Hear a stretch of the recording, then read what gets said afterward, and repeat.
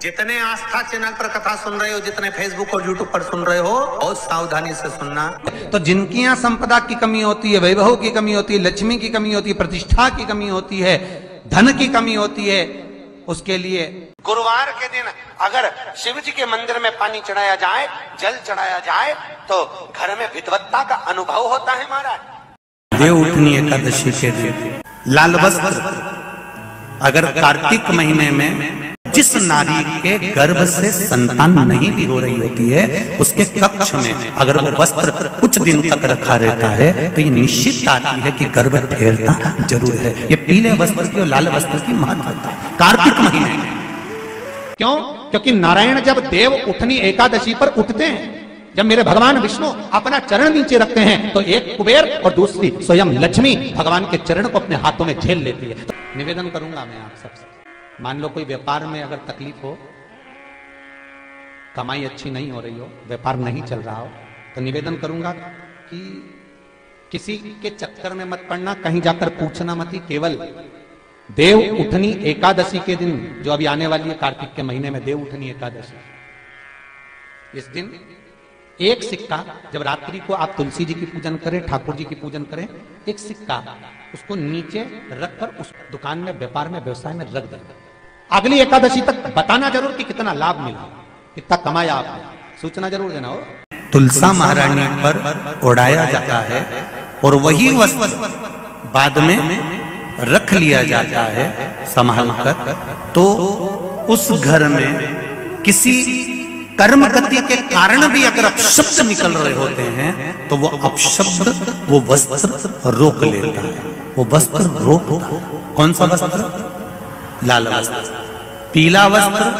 इन 5 दिन में अगर तुलसा महारानी को चढ़ाया जाता है और उसको रखा जाता है, तो जिस नारी के गर्भ से संतान नहीं भी हो रही होती है, उसके कक्ष में अगर वो वस्त्र कुछ दिन तक रखा रहता है, तो ये निश्चित आती है कि गर्भ ठहरता जरूर है। ये पीले वस्त्र की और लाल वस्त्र की महत्वता कार्तिक महीने में, कार्तिक महीने में पहला चरण जब नारायण पृथ्वी पर अर्थात आंवले के वृक्ष पर बैठकर आंवला नौमी से साधना करते हुए नेत्र बंद कर देव उठनी एकादशी तक भगवान तब साधना से जब पहली बार उठकर चरण रखते हैं, तो मेरे नारायण का पहला चरण भगवान कुबेर भंडारी अर्थात कुबेर स्वयं कुबेर देव भगवान हाथ में ले लेते, और दूसरा चरण माता लक्ष्मी ले। देखिए भगवान नारायण के एक चरण को हाथ में ले रहे हैं, दूसरे चरण को लक्ष्मी ले रही है। निवेदन करूंगा मैं आप सबसे, मान लो कोई व्यापार में अगर तकलीफ हो, कमाई अच्छी नहीं हो रही हो, व्यापार नहीं चल रहा हो, तो निवेदन करूंगा कि किसी के चक्कर में मत पड़ना, कहीं जाकर पूछना मत ही। केवल देव उठनी एकादशी के दिन, जो अभी आने वाली है कार्तिक के महीने में देव उठनी एकादशी, इस दिन एक सिक्का, जब रात्रि को आप तुलसी जी की पूजन करें, ठाकुर जी की पूजन करें, एक सिक्का उसको नीचे रखकर उसको भगवान को विराजमान कर तुलसी माता या शालिग्राम जी को विराजमान कर फिर पूजन करना। सुबह ब्रह्म मुहूर्त में 4 बजे जब आप देवता को उठाएं, वहां पर जब लीपन करें और उठाने जाएं, उस गन्ने की झोपड़ी के अंदर, तो वो सिक्के को अपने पल्लू में डालकर हल्दी की कटोरी में भरकर दुकान में, व्यापार में, व्यवसाय में रख दें। अगली एकादशी तक बताना जरूर कि कितना लाभ मिला, कितना कमाया आपने, सूचना जरूर देना हो, बताना जरूर कि कितना प्राप्त हो। क्यों? क्योंकि नारायण जब देव उठनी एकादशी पर उठते हैं, जब मेरे भगवान विष्णु अपना चरण नीचे रखते हैं, तो एक कुबेर और दूसरी स्वयं लक्ष्मी भगवान के चरण को अपने हाथों में झेल लेती है। तो जिस स्थान पर आप देवता को उठा रहे हो, जिस स्थान पर आप भगवान की आराधना कर रहे हो, जिस स्थान पर आप भगवान को जगाने का प्रयास कर रहे हो, वहां आप अगर लक्ष्मी को विराजमान कर देंगे, तो नारायण का चरण और लक्ष्मी दोनों कुबेर के साथ हमें प्राप्त हो सकते। किसी लड़का और लड़की का विवाह नहीं हो रहा, 30 साल हो गए, 32 साल हो गए, 34 साल हो गए, लड़का लड़की का विवाह ही नहीं हो रहा, बहुत टेंशन है माता पिता। कोई मंगली है, कोई मांगलिक है, थोड़ा धीरे कम करो, प्लेन रखो। कोई मांगलिक है, कोई मंगल है, संबंध हो ही नहीं रहा, बहुत प्रयास कर रहे हैं, बहुत। 4 दिशा का स्मरण करिए, पूर्व पश्चिम उत्तर दक्षिण। हथेली पर आटे का दीप लगाइए, घी भर लीजिए और 4 बत्ती उसमें अलग अलग रख लीजिए। थोड़ा सा पीला चावल हल्दी में कर उसमें डाल लीजिए। जो लड़का और लड़की का विवाह करना उसी के हाथ में देना है। और देव उठनी एकादशी के दिन, जिस दिन देवता उठेंगे, जिस जगह पर तुलसी सालिग्राम का आप पूजन करते हो, गन्ने के नीचे, ईख के नीचे तुलसी का क्यारा रखकर पूजन करते हो, वहां पर भगवान शिव और भगवान नारायण का नाम लेकर उस दिए को रगवा दीजिए और वहीं पर हल्दी का तिलक उस लड़का या लड़की का कर दीजिए और उसके हाथ में थोड़ी सी हल्दी लगा दीजिए।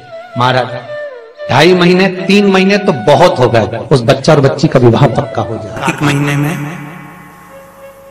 2 वस्त्र की महत्वता होती है। ध्यान लगाना जरा, जितनी भी माताएं बैठी हैं, चाहे वो सासू माँ हो चाहे बहुएं हो, बेटियां भी कभी ना कभी बहू बनेंगी और आप भी कभी ना कभी सास बनेंगे। स्मरण, कार्तिक महीने में 2 वस्त्र का विधान है, एक पीले कलर का वस्त्र और एक लाल कलर का वस्त्र। एक पीला वस्त्र है, एक लाल वस्त्र। आज देवउठनी एकादशी है। ऐसी कोई माता नहीं होगी जो अपने घर में तुलसी जी का पूजन नहीं करे। घर की माँ यदि आज देवउठनी एकादशी के दिन लाल वस्त्र, बैकुंठ, वैसे तो पचवीगन का महत्व बताया गया है स्कंद पुराण में, जो 5 दिन पीछे के होते हैं। आंवला नवमी से जो क्रम पचवीगन का चालू होता है, पूर्णिमा तक, बैकुंठ चतुर्दशी के क्रम तक, उसका जो महत्व, इन 5 दिनों की महत्वता वैसे स्कंद पुराण में कही गई है, पर आप समझें उसको। लाल वस्त्र अगर कार्तिक महीने में तुलसा महारानी पर ओढ़ाया जाता है और वही वस्त्र बाद में रख लिया जाता है संभाल कर, तो उस घर में किसी कर्म गति के कारण भी अगर अपशब्द निकल रहे होते हैं तो वो अपशब्द वो वस्त्र रोक लेता है, वो वस्त्र रोकता है। कौन सा वस्त्र? लाल वस्त्र, पीला वस्त्र।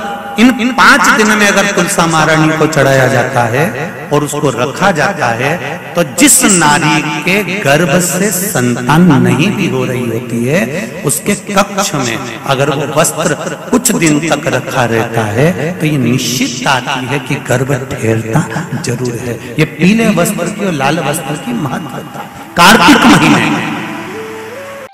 श्री शिवाय नमस्तुभ्यम, सब बोलिए एक बार जमकर, श्री शिवाय नमस्तुभ्यम।